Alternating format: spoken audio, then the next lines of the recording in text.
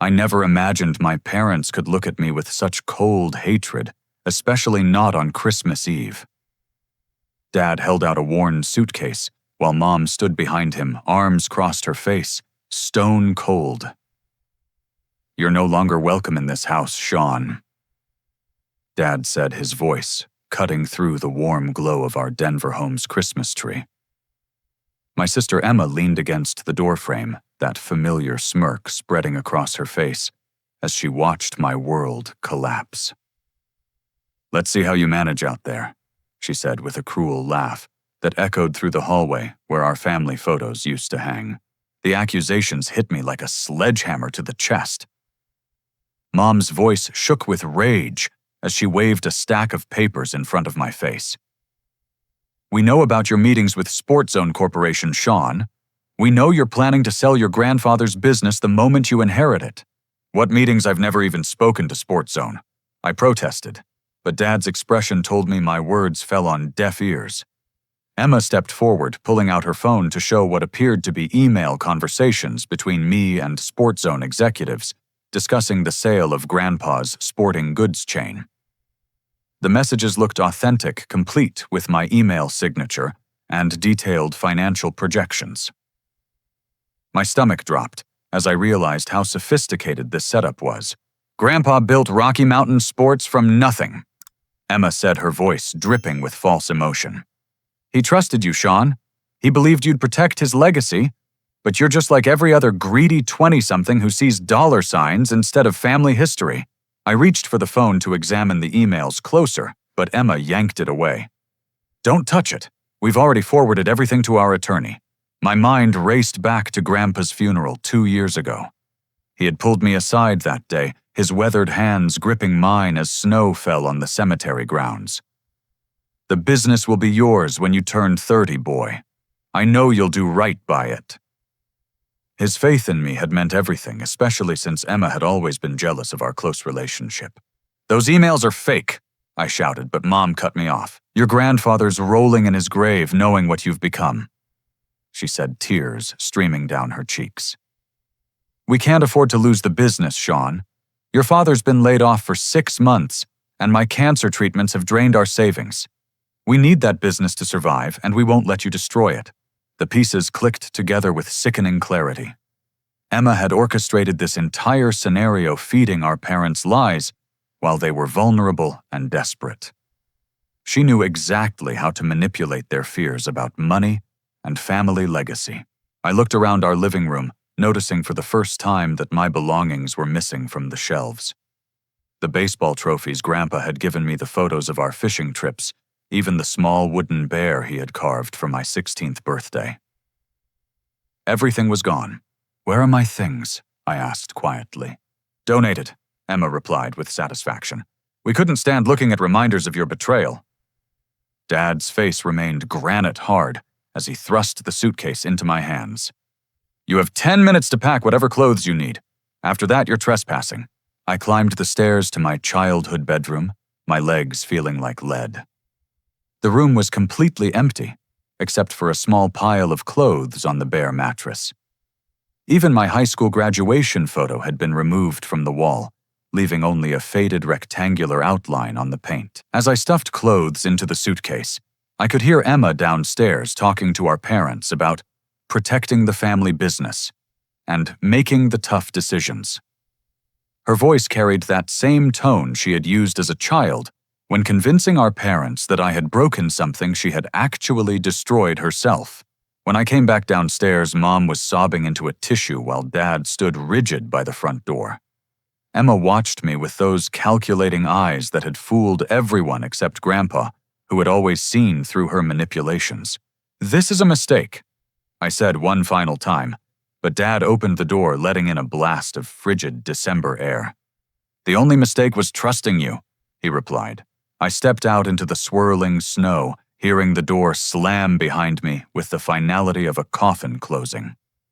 Through the window, I could see Emma embracing our parents, playing the role of the supportive daughter who had saved the family from my supposed treachery. The suburban street looked like a Christmas card, with houses glowing warmly in the darkness, and snow covering the perfectly manicured lawns. I had grown up on this street building snowmen in these same front yards, but now I felt like an alien visitor looking in on a world where I no longer belonged. The suitcase wheels scraped against the icy sidewalk as I made my way through Denver's empty streets. Christmas Eve had driven everyone indoors, leaving me alone with the falling snow and the bitter wind that cut through my jacket like razor blades. My breath formed clouds in the sub-zero air as I searched desperately for somewhere to spend the night. The first hotel I tried was completely booked with holiday travelers. The desk clerk, a young woman with sympathetic eyes, explained that every room in downtown Denver had been reserved for weeks.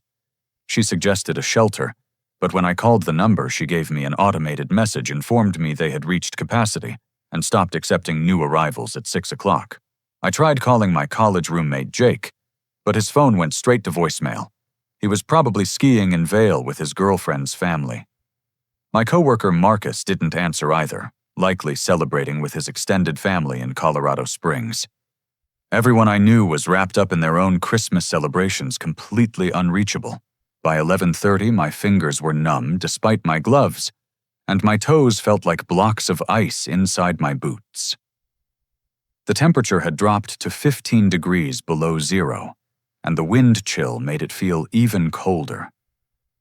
I found myself in Washington Park, seeking shelter under a pavilion that offered minimal protection from the elements.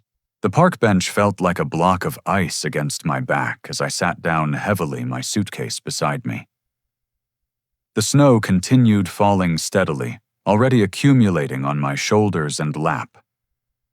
I pulled my knit hat down over my ears and tried to think of options, but my mind felt as frozen as my body. That's when I noticed movement near the park's entrance. A figure stumbled through the snow, moving erratically, like someone who had been drinking or was disoriented. As the person came closer, I realized it was a woman, probably in her 50s, wearing only a thin blouse and dress pants. Her feet were completely bare, leaving dark impressions in the snow behind her. Her face was an alarming shade of purple, and she seemed to be talking to herself as she wandered aimlessly between the trees. Every few steps she would stop and look around, confused, as if she couldn't remember where she was going or how she had gotten there. 30 years, she muttered as she passed near my bench. 30 years I gave them everything. They took it all. Everything. Her words came out slurred, whether from cold or distress, I couldn't tell. I stood up, my own problems temporarily forgotten. This woman was going to die if she stayed outside much longer. Her lips were blue, and she was shivering so violently that her teeth chattered audibly. "Ma'am, are you okay?" I called out, approaching her slowly so I wouldn't startle her.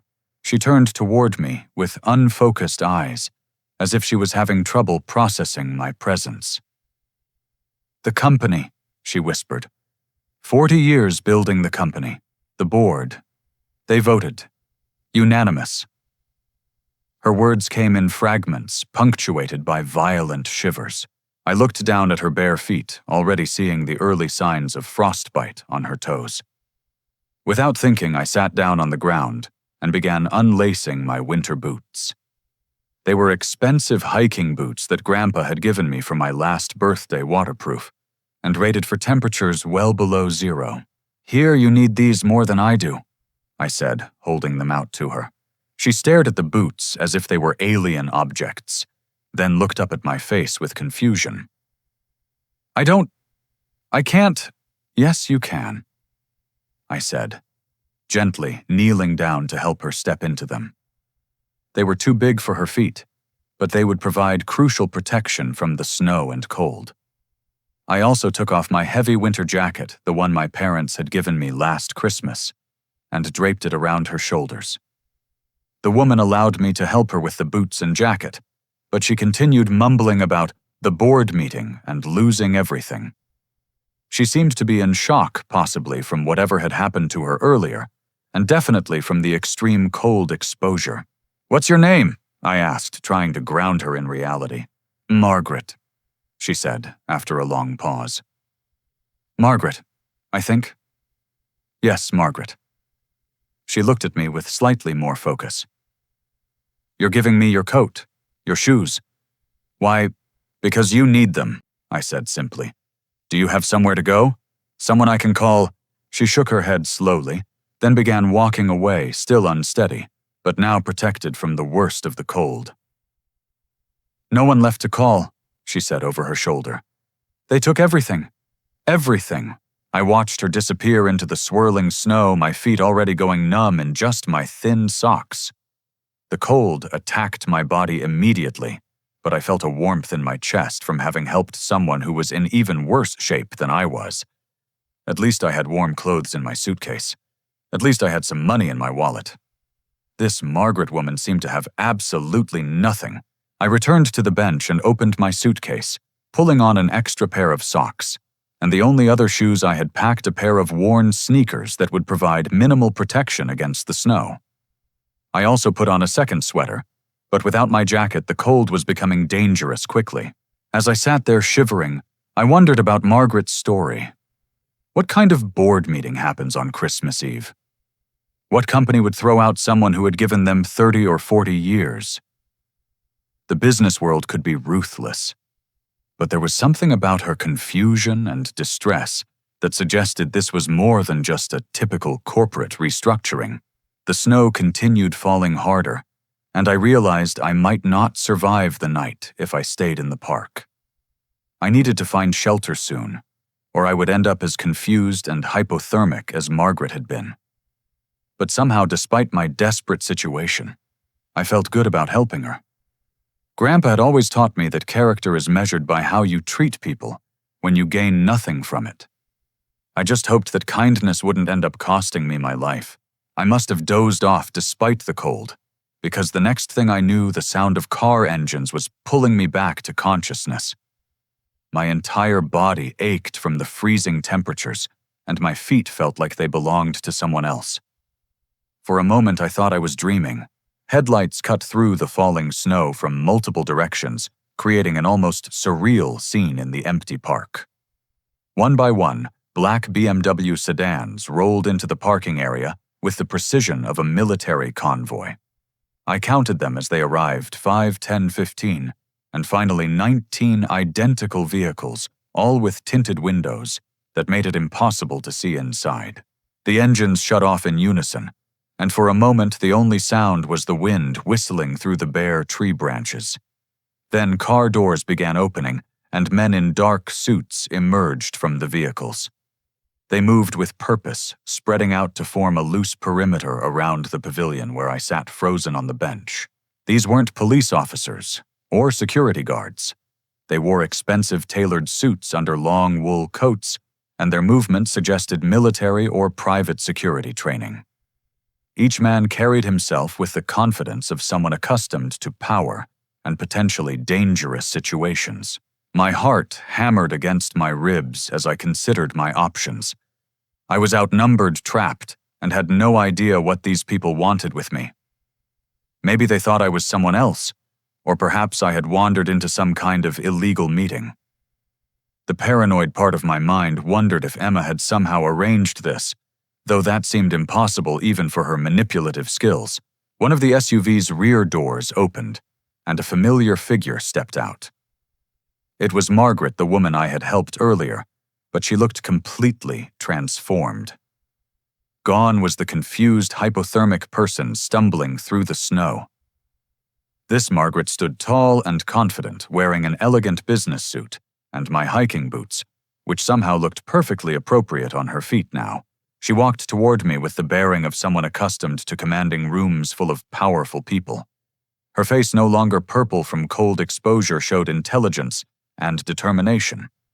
The confused mumbling had been replaced by an aura of absolute authority.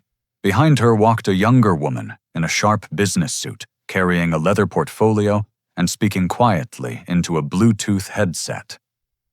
The woman appeared to be reporting Margaret's movements to someone using corporate language that suggested high-level business operations. Margaret stopped about 10 feet from my bench, studying me with eyes that missed nothing. The men in suits maintained their positions, but didn't approach clearly following her lead in whatever this situation was about. "You showed kindness when you had nothing left to give," she said, her voice clear and strong, completely different from the confused whispers I had heard earlier. "Now I'm going to show you what real power looks like." I struggled to my feet, my legs stiff from cold and shock. "I don't understand. Who are you people? What do you want?" Margaret smiled, but it wasn't a warm expression. It was the smile of someone who had just gained a significant advantage in a high-stakes game. "My name is Margaret Caldwell, and I'm the CEO of Caldwell Industries. Or rather, I was until approximately 8 hours ago, when my own board of directors voted to remove me from the company I built from nothing. The name hit me like a lightning bolt. Caldwell Industries was one of Colorado's largest private investment firms, with holdings in everything from real estate to technology startups.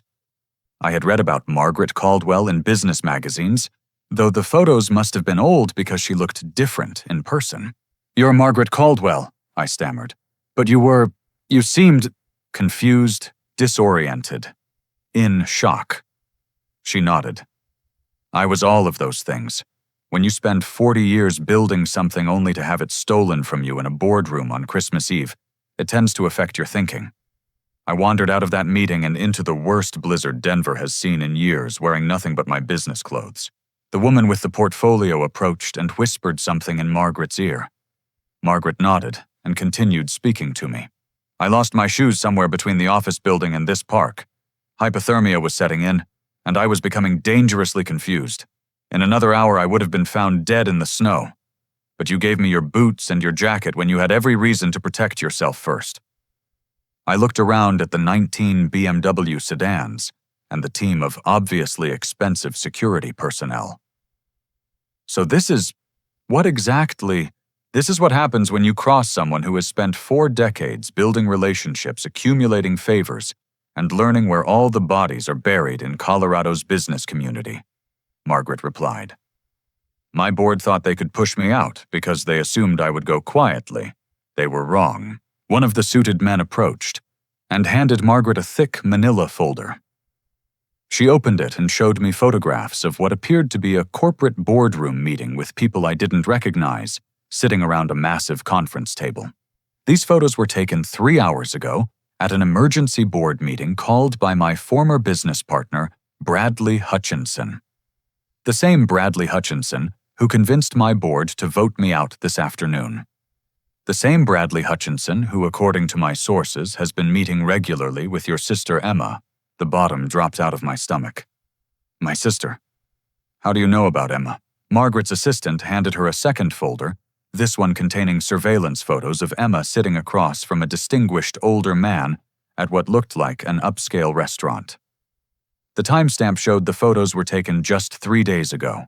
"Your sister has been working with Bradley to orchestrate both my downfall and yours," Margaret explained.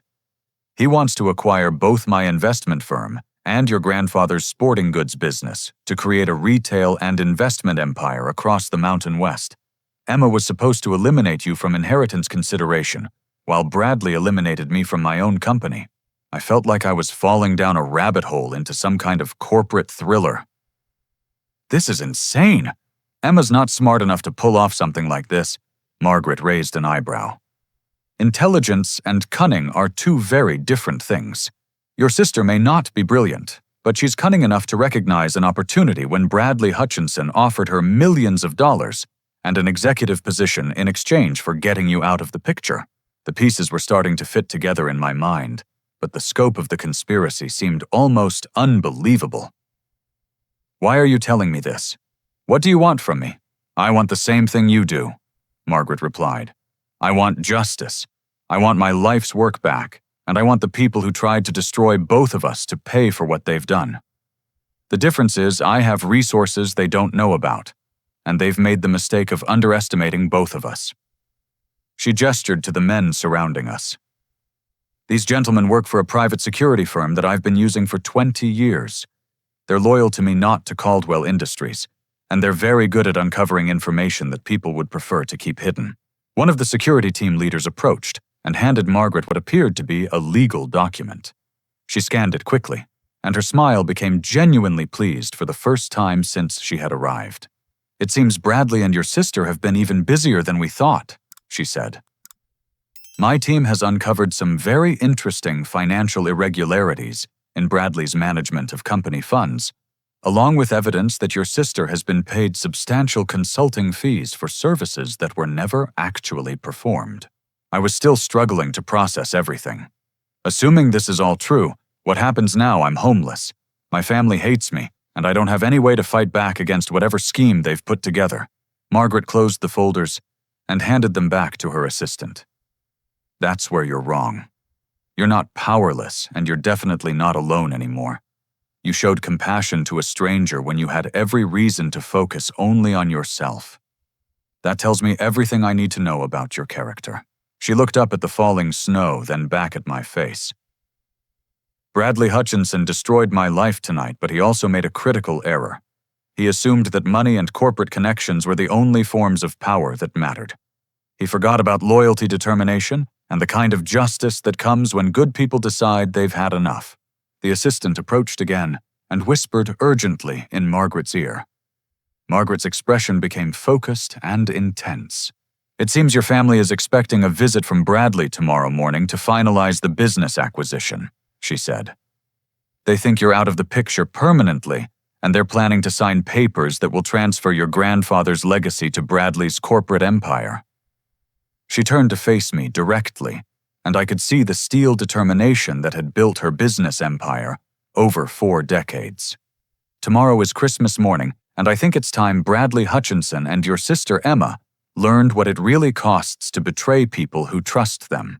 Margaret's team moved with the efficiency of a special operations unit as they transferred their command center to a luxury hotel suite downtown. Within 2 hours, the sitting room had been transformed into what looked like a high-tech war room, complete with multiple laptops, surveillance equipment, and enough coffee to keep everyone alert through the night. I sat in a leather chair, still wearing my snow-soaked sneakers, and wondering how my life had taken such a surreal turn. Margaret's assistant, who introduced herself as Patricia Wong, handed me dry socks and a pair of expensive loafers that somehow fit perfectly. The security team leader, a serious man named David Cross, briefed Margaret on their findings while projecting documents onto a large monitor. "The financial trail is more extensive than we initially thought," David reported, pointing to a series of bank transfers displayed on the screen. "Bradley Hutchinson has been systematically moving money through shell companies for the past 8 months, setting up the infrastructure for these acquisitions long before your board meeting."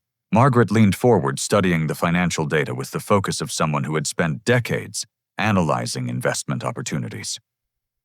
"Show me the connection to Emma Walsh." David clicked through several screens, revealing bank records that made my stomach churn. Emma had received 6 payments over the past 4 months, each for $25,000 labeled as consulting fees from something called Mountain West Strategic Partners. Mountain West Strategic Partners is one of Bradley's shell companies, Patricia explained. "He used it to funnel money to your sister while maintaining plausible deniability about the source of the payments." I stared at the numbers on the screen, realizing Emma had received $150,000 for destroying my relationship with our parents. The betrayal felt even more personal, knowing she had been paid handsomely for it. "There's more." David continued, pulling up a series of photographs that appeared to have been taken with telephoto lenses. The images showed Emma meeting with Bradley at various locations around Denver, an expensive steakhouse, a private club in Cherry Hills, and what appeared to be a law office downtown.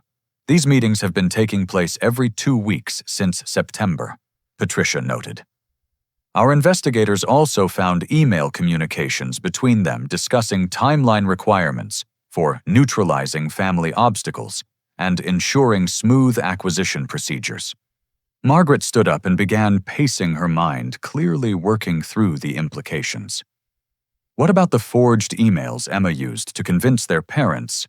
David pulled up another screen, showing technical analysis of the fake communications. "Sophisticated work, but not perfect. The metadata shows the emails were created using software designed for creating realistic-looking correspondence. Bradley invested in the best available technology for this operation. Professional-level deception, Margaret murmured. This wasn't some amateur scheme Emma cooked up on her own. Bradley provided the resources, the planning, and the execution strategy. Emma just supplied local intelligence and family access. I found my voice for the first time in an hour. What about my grandfather's will? Emma claimed she could just convince my parents to disinherit me. But surely there are legal protections. Patricia opened a leather briefcase and removed a thick legal document. We obtained a copy of your grandfather's will from the probate records. This is where things get very interesting. She spread the pages across the coffee table, pointing to specific sections highlighted in yellow. Your grandfather was apparently more prescient than anyone realized. Look at Section 12, subsection C. I leaned forward to read the legal language, which was dense and difficult to parse. Margaret sat beside me and translated it into plain English. Your grandfather included a provision that requires independent legal review if any heir is removed from consideration through family pressure or manipulation, she explained. He specifically wanted to prevent exactly the kind of situation that happened tonight. My heart began to race as I realized what this meant. So Emma and my parents can't just disinherit me? Not legally, no. Patricia confirmed. The will requires that an independent arbitrator review any claims of misconduct or betrayal before inheritance rights can be modified. Your parents would have to prove their accusations in what amounts to a mini-trial. David pulled up another document on the monitor. Here's the really interesting part. Your grandfather updated his will just 1 week before he died, adding specific language about protecting heirs from corporate manipulation or acquisition pressure. Margaret and I exchanged glances. He knew, I whispered. Somehow Grandpa knew someone might try to manipulate the family into selling the business. Smart man, Margaret said approvingly. He built protections into his estate planning that Bradley obviously didn't discover during his research phase. That's going to be a costly oversight. Patricia began organizing additional documents while explaining the legal implications. The independent review process includes mandatory character witness testimonials, financial audits to identify any suspicious influences, and forensic analysis of evidence supporting disinheritance claims, which means Emma's forged emails will be exposed as fabrications, David added. And Bradley's financial relationship with her will demonstrate clear external manipulation of the family decision-making process. I felt hope building in my chest for the first time since leaving my parents' house. Can we trigger this review process? Already done, Margaret replied with satisfaction. I contacted Judge Harrison Miller about an hour ago. He's the arbitrator specified in your grandfather's will, and he's agreed to hold an emergency session tomorrow morning at 10 o'clock. The scope of what Margaret had accomplished in just a few hours was staggering. She had uncovered a sophisticated conspiracy, gathered evidence of financial fraud, and initiated legal proceedings that could restore my inheritance, all while Bradley and Emma believed their plan was proceeding smoothly. What happens when Bradley arrives at my parents' house tomorrow morning? I asked. Margaret's smile was predatory. That's where this gets entertaining. Bradley is expecting to walk into a simple business acquisition meeting with a family desperate to sell quickly. Instead, he's going to find federal investigators, SEC officials, and a very unpleasant surprise. David pulled up a final set of documents showing Bradley's securities violations. His insider trading activities went far beyond just your situation. He's been manipulating stock prices and using non-public information to benefit his investment portfolio for at least 3 years. The FBI's white-collar crime division is very interested in Mr. Hutchinson's activities, Patricia added. They'll be making an arrest tomorrow morning, which should provide excellent timing for our legal proceedings. I looked around the room at these people who had essentially adopted my cause as their own. Why are you doing all this? I mean, I understand Margaret's motivation for going after Bradley, but why help me specifically? Margaret paused her pacing and looked at me directly. Because you reminded me who I used to be before I became obsessed with corporate success and financial metrics. When I was hypothermic and confused in that park, you didn't see a business opportunity or a networking contact. You saw a human being who needed help, and you sacrificed your own safety to provide it. She gestured to the surveillance equipment and legal documents surrounding us. This is what I'm good at: investigations, financial analysis, legal strategy, and corporate warfare. But tonight, when I needed simple human compassion, you were the only person in the entire city who offered it.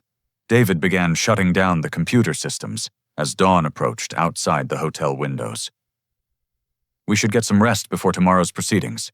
It's going to be a busy Christmas morning. As the team prepared to adjourn their planning session, I realized that I was no longer the powerless, homeless young man who had been sitting on that park bench just 8 hours earlier. I was part of something larger now, surrounded by people who had the resources and determination to fight back against Bradley and Emma's scheme. For the first time since leaving my parents' house, I felt like I might actually win.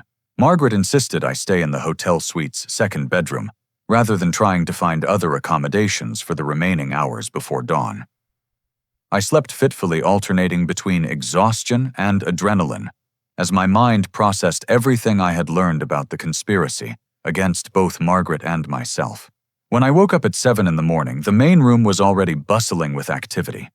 Margaret's team had apparently never stopped working, and new evidence was still being uncovered and analyzed.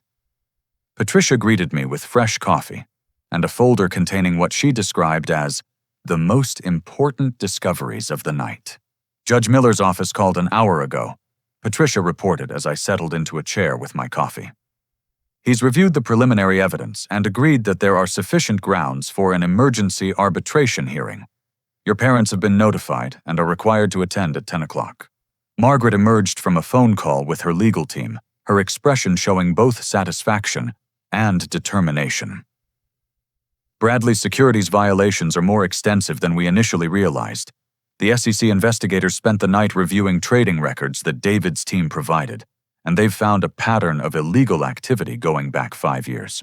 She handed me a document that looked like a federal arrest warrant. Mr. Hutchinson will be taken into custody at approximately 9:30 this morning, about 30 minutes before he was scheduled to meet with your family.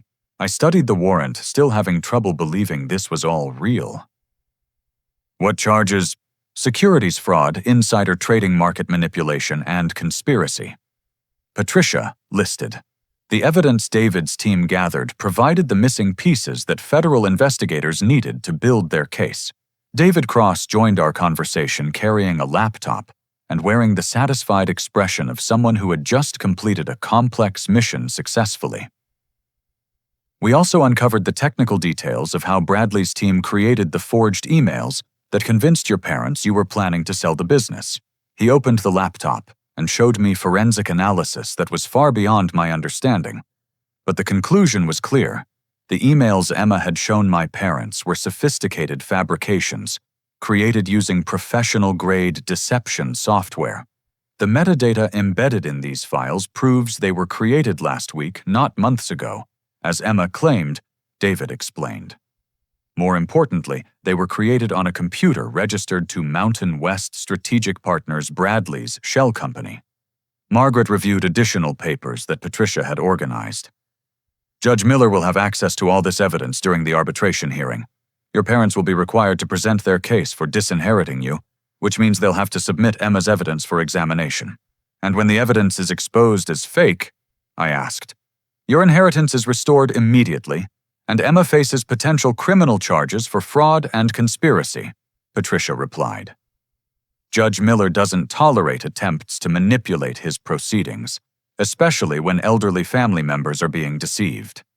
I felt a mixture of anticipation and nervousness as I realized how much depended on the next few hours. What about my parents? They believed they were protecting the family business. They were victims of Emma and Bradley's manipulation. Margaret's expression softened slightly. Family reconciliation will depend on how they react to learning the truth. Some people acknowledge their mistakes and try to make amends. Others double down on their wrong decisions rather than admitting they were deceived. Patricia's phone rang, and she answered with the crisp efficiency of someone managing multiple urgent situations simultaneously.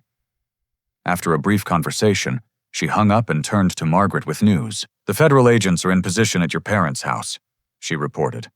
"Bradley's car was spotted entering their neighborhood 10 minutes ago, which means he arrived early for the meeting."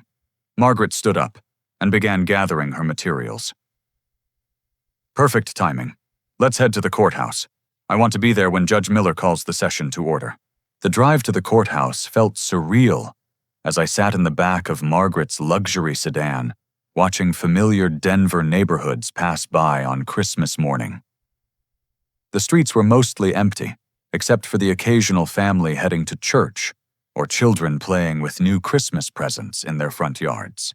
I thought about the contrast between those normal Christmas scenes and the corporate conspiracy that had destroyed my family relationships and nearly cost Margaret her life's work. The business world operated by different rules than the rest of society, where loyalty could be bought and family bonds could be manipulated for financial gain. "Nervous?" Margaret asked, noticing my expression. "Terrified," I admitted. "What if something goes wrong? What if Judge Miller doesn't believe the evidence? Judge Miller has been handling complex estate disputes for 25 years, Patricia assured me. He's seen every kind of family manipulation and corporate interference imaginable. Your grandfather chose him specifically because of his reputation for protecting legitimate inheritance rights." Margaret's phone buzzed with a text message, and she smiled after reading it. "Bradley has been arrested. The federal agents executed the warrant at your parents' house about 5 minutes ago." I tried to imagine the scene my parents dressed for what they thought was a simple business meeting, suddenly surrounded by FBI agents arresting their supposed business partner. The shock and confusion must have been overwhelming. "What happens to Emma?" I asked. "That depends on several factors," Margaret replied carefully. "If she cooperates with federal investigators and provides information about Bradley's other criminal activities, she might be able to negotiate a plea agreement. If she refuses to cooperate or continues lying about her involvement, she'll face the full consequences of her actions." We arrived at the courthouse just as Judge Miller's clerk was unlocking the building for our emergency session. The normal Christmas morning quiet felt appropriate for what was essentially a family funeral, the death of relationships that had been poisoned by greed and manipulation. As we walked through the courthouse corridors, I realized that regardless of how the legal proceedings concluded, my family would never be the same. The trust that had been broken couldn't be easily repaired, and the knowledge of Emma's betrayal would always be part of our family history. But I also felt a strange sense of peace about finally knowing the truth. For the past 4 months, I had been confused by subtle changes in my parents' behavior toward me. Small signs of suspicion and disappointment that I couldn't understand. Now those changes made perfect sense as evidence of Emma's manipulation campaign. Judge Miller's chambers were smaller than I had expected, with dark wood paneling and law books covering every available wall space. The judge himself was a distinguished man in his 70s, with silver hair and the kind of penetrating gaze that suggested he had heard every possible lie and excuse during his career. "This is highly unusual," Judge Miller began, as we settled into chairs around a conference table. "Emergency arbitration on Christmas morning for potential inheritance fraud. However, the evidence presented by Ms. Caldwell's legal team appears to justify immediate intervention." He opened a thick folder containing all the documentation David's team had gathered overnight. "Before we begin formal proceedings, I want to establish that Mr. Walsh understands his rights in this arbitration and the potential consequences for all parties involved." As Judge Miller explained the legal framework, I felt the weight of my grandfather's foresight and protection. He had somehow anticipated this exact situation and built safeguards into his will that would preserve his legacy and protect me from the kind of corporate manipulation that Bradley had orchestrated. The real test would come when my parents arrived and had to confront the evidence of how thoroughly they had been deceived by Emma and Bradley. That confrontation would determine not just my financial future, but whether my family had any chance of healing from the damage that greed and betrayal had caused. My parents arrived at Judge Miller's chambers at exactly 10 o'clock, accompanied by their attorney, and looking like they hadn't slept all night. Mom's eyes were red from crying, and Dad's usual confident demeanor had been replaced by confusion and exhaustion. Behind them walked Emma, who still carried herself with the arrogance of someone who believed her scheme was succeeding perfectly. Judge Miller began the proceedings by explaining the purpose of the emergency arbitration and the evidence that had triggered the grandfather's protective provisions. As he spoke, I watched Emma's expression gradually change from confidence to concern as she realized the depth of the investigation that had taken place overnight. "Mrs. Walsh," Judge Miller addressed my mother, "please present the evidence that led you to conclude your son intended to sell his grandfather's business to competitors." Mom looked uncertainly at their attorney, who nodded encouragingly. She pulled out the folder of emails that Emma had shown them the previous evening and placed them on the conference table. "These emails show Shawn communicating with executives from Sports Zone Corporation about selling our family business," Mom said quietly. "Emma discovered them on his computer and brought them to our attention." Judge Miller examined the printed emails carefully, then handed them to Patricia, who had brought a laptop equipped with forensic analysis software. "Ms. Wong, please perform a technical examination of these documents." Patricia connected the laptop to a large monitor so everyone could see the analysis in real time. Within minutes, the screen showed detailed metadata proving that the emails were fabricated using professional deception software. These documents were created 6 days ago using a program called CorpCom Pro, Patricia announced. The software is designed to create authentic-looking business correspondence for training purposes, but it can also be used to fabricate evidence of conversations that never took place. Emma's face went pale as the technical evidence was displayed. Dad stared at the screen in disbelief, while Mom covered her mouth with her hands. Furthermore, Patricia continued, "The computer used to create these documents is registered to Mountain West Strategic Partners, a shell company owned by Bradley Hutchinson." Judge Miller turned to Emma with a stern expression. "Ms. Walsh, do you have any explanation for how emails allegedly found on your brother's computer were actually created using Mr. Hutchinson's equipment?" Emma's arrogance finally cracked under the weight of irrefutable evidence. I don't know anything about metadata or whatever she's talking about. Those emails are real. I found them exactly like I said." Margaret stood up and handed Judge Miller the folder containing surveillance photographs of Emma's meetings with Bradley. "Your Honor, these images show Ms. Walsh meeting regularly with Mr. Hutchinson over the past 4 months to plan and coordinate this deception." As the photographs were passed around the table, I watched my parents' faces transform from confusion to horror as they realized the scope of Emma's betrayal. Dad's hands shook as he looked at images of his daughter sharing drinks and documents with a man who had manipulated their family for financial gain. "Emma," Mom whispered, "what have you done?" Before Emma could respond, Judge Miller's clerk entered the chamber with an urgent message. "Your Honor, federal agents have arrested Bradley Hutchinson on securities fraud charges. They're requesting permission to question Ms. Walsh about her involvement in the conspiracy."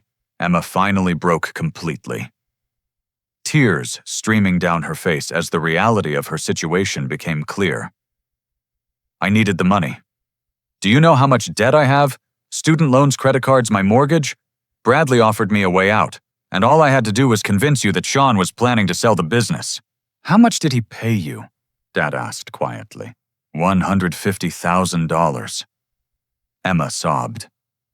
"But he promised there would be more after the acquisition was complete. He said Shawn was too naive to properly manage Grandpa's business anyway, and that professional management would be better for everyone." Judge Miller made notes on his legal pad while Emma's confession continued. "Ms. Walsh, do you understand that you've committed multiple felonies by fabricating evidence and defrauding your parents into making estate decisions based on false information?" Mom stood up suddenly, her chair falling backward as she faced Emma with an expression I had never seen before. You destroyed our family on Christmas Eve for money. You let us throw Shawn out into the snow because someone paid you to lie to us." The pain in Mom's voice was heartbreaking as she continued. "We believed you, Emma. We trusted you completely. How could you do this to your own brother? How could you do this to us?" Dad remained seated, but his face showed a kind of devastation that went beyond mere disappointment. 30 years I worked to provide for this family. 30 years of sacrifice so you and Shawn could have better lives than we had. And you sold out your brother for money that isn't even yours to keep." Emma tried to approach Mom, but she stepped away, rejecting any attempt at physical comfort. "Mom, I can fix this. I can make it right. I still have most of the money. You can't fix betrayal, Emma," Dad said with finality. "You can't undo the fact that you were willing to destroy Shawn's life and our family for a corporate stranger's money." Judge Miller restored order to the proceedings and delivered his ruling. "Based on the evidence presented, I find that the accusations against Shawn Walsh were fabricated as part of a conspiracy to manipulate estate proceedings.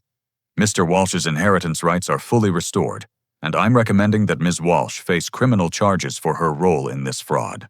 He turned to my parents with an expression of sympathy.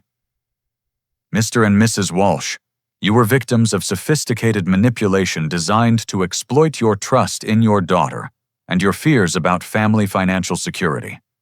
However, the damage done to your relationship with your son will require significant effort to repair." Margaret handed Judge Miller one final document.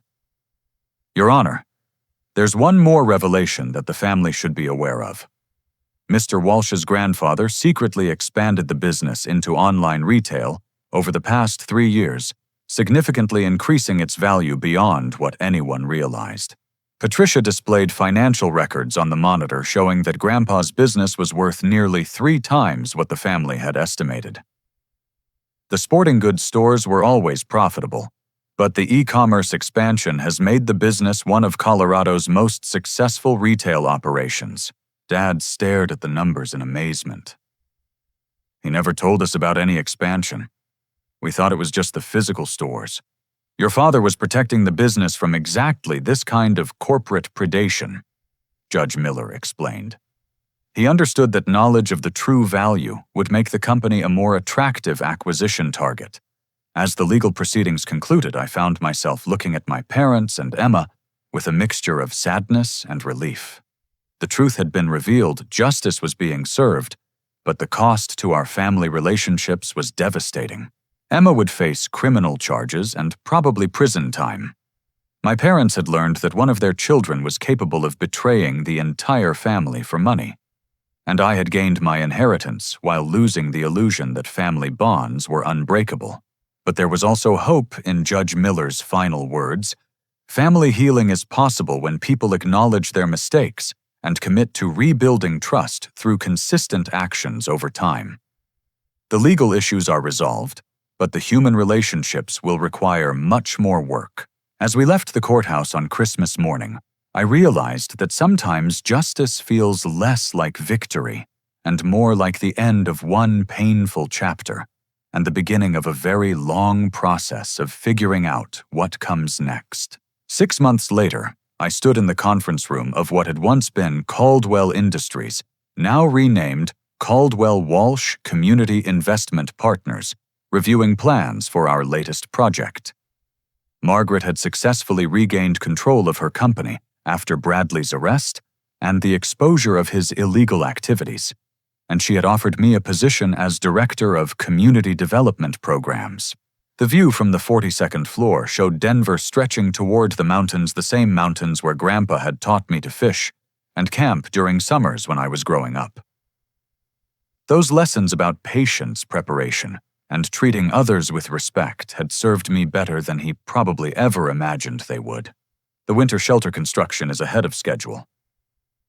I reported to Margaret as she reviewed architectural drawings spread across the conference table. We should be able to open the facility before the first major snowstorm. The shelter project had become personal for both of us after our encounter in Washington Park. We were building a state-of-the-art facility that would provide not just emergency housing, but also job training, mental health services, and support for people transitioning from homelessness to stable housing. Margaret nodded approvingly as she examined the blueprints. Your grandfather would be proud of how you're using his legacy, building something that helps people rather than just accumulating wealth for its own sake. The family business had indeed proven to be worth far more than anyone had realized. Grandpa's quiet expansion into online retail had created a company valued at nearly $12 million, generating enough revenue to fund both traditional operations and our new community investment initiatives. Any word from Emma today? Margaret asked gently. I checked my phone and found a text message from my sister sent earlier that morning. She finished her community service hours at the downtown shelter yesterday, 200 hours serving meals and helping with intake interviews. Emma's criminal trial had resulted in a plea agreement that included 5 years of probation restitution of the money Bradley had paid her and extensive community service specifically focused on helping homeless individuals. The judge had been creative in designing consequences that connected her punishment to the kind of suffering her actions had caused. How was she handling the volunteer work? Better than I expected, I admitted. She called last week to tell me about a family she had helped connect with housing assistance. She actually sounded different, more aware of how her actions affect other people. The personal transformation Emma had undergone during her community service had been genuine and profound. Working directly with people who had lost everything due to circumstances beyond their control had forced her to confront the selfishness and entitlement that had made Bradley's manipulation possible. Margaret's assistant knocked on the conference room door and entered with a special delivery envelope. This just arrived from Judge Miller's office. I opened the envelope and found a formal notification that Emma's probation officer had recommended early termination of her community service requirement due to exceptional dedication and positive impact on the shelter operations. The letter included testimonials from staff members praising her work ethic and genuine compassion for the people she served. She's really trying to make amends, I said, showing Margaret the documentation. The question is whether you're ready to let her, Margaret replied. Forgiveness doesn't mean forgetting what happened or pretending the betrayal didn't occur. It means deciding that the relationship has enough value to justify the work required to rebuild it. That was a conversation I had been having with the family therapist Mom and Dad had started seeing in February. Dr. Rebecca Martinez had been helping all of us understand how Bradley's manipulation had exploited existing family dynamics and communication problems that went back years. My parents had made consistent efforts to rebuild our relationship, attending every therapy session, and making significant changes in how they communicated with both Emma and me. Dad had even stepped back from some of his control issues regarding the family business, accepting my decisions about community investment programs, even when they conflicted with his more traditional approach to profit maximization. Speaking of family, Margaret said, checking her watch, don't you have dinner with your parents tonight? I nodded, gathering my materials from the conference table. First time Emma's joining us since the trial ended. Dr. Martinez thought it was time to try a family dinner without the structured therapy environment. How do you feel about that? Nervous, I admitted, but hopeful. Emma's apology letter was different from her previous attempts, more specific about what she had done wrong and what she planned to do differently going forward. Margaret walked with me toward the elevator, carrying her own briefcase and preparing to leave for her evening plans. At 62 years old, she had discovered that meaningful work and genuine relationships were more satisfying than the corporate success she had pursued for most of her career. You know what I learned from our experience last Christmas, she said as we waited for the elevator. The universe has a strange way of putting the right people together when they need each other most. You reminded me that kindness matters more than success, and I was able to provide the resources you needed to fight back against people who thought power and money were the only things that mattered. The elevator arrived, and we rode down together in comfortable silence. In the lobby, Margaret's driver was waiting to take her to a dinner with her own family relationships she was working to repair after years of prioritizing business obligations over personal connections. See you tomorrow, she said as we parted ways in the lobby. And Shawn, whatever happens at dinner tonight, remember that you're not the same person who was sitting on that park bench last December. You have resources now, including people who respect and support you. Don't let fear of being hurt again prevent you from giving your family a chance to prove they've learned from their mistakes. As I drove to my parents' house through neighborhoods that looked the same as they had 6 months earlier, I reflected on how much had changed beneath the surface of ordinary life. The same houses and streets contained completely different relationships and understandings than they had before. I pulled into the driveway of my childhood home and saw Emma's car already parked in front. Through the living room window, I could see her helping Mom set the table, both of them moving, with the careful consideration of people who were still learning how to be comfortable around each other again. Dad opened the front door before I could knock, and his face showed the mixture of hope and uncertainty that had become familiar during our family rebuilding process. "Hi, son. Come on in. Emma brought dessert from that bakery you always liked." The gesture was small, but significant evidence that Emma was paying attention to details about what mattered to me, rather than assuming she knew what I wanted or needed. The old Emma would have brought whatever was convenient for her. Dinner conversation was tentative, at first focusing on safe topics like work projects and community news, but gradually we found our way to more meaningful discussions about the lessons we had all learned and the changes we were trying to make. "I've been thinking about what Dr. Martinez said about acknowledgement versus apology," Emma said as we finished our main course. "I don't think I ever really acknowledged how much damage I did to all of you. I was so focused on my own financial problems that I couldn't see how my choices would affect anyone else." She looked directly at me for the first time during the meal. "Working at the shelter taught me what it actually means to lose everything and have to depend on strangers for help. When you gave that woman your boots and jacket, you probably saved her life. When I took Bradley's money to betray you, I nearly destroyed yours." Mom reached across the table to squeeze Emma's hand, tears forming in her eyes. "We all made choices we regret that night. Dad and I should have investigated the accusations more carefully before believing them." "You trusted your daughter," I said simply. "That's what parents are supposed to do. Bradley counted on that trust to make his scheme work." Dad cleared his throat and stood up, walking to a cabinet where he retrieved a small wooden box I recognized from Grandpa's workshop. "Your grandfather left specific instructions that this should be given to you when you turned 30. But given everything that's happened, I think now is the right time." Inside the box was a letter in Grandpa's careful handwriting, along with a small key and a photograph of the two of us fishing when I was 12 years old. The letter explained that the key opened a safety deposit box containing documents and mementos that he wanted me to have as reminders of the values he had tried to teach me.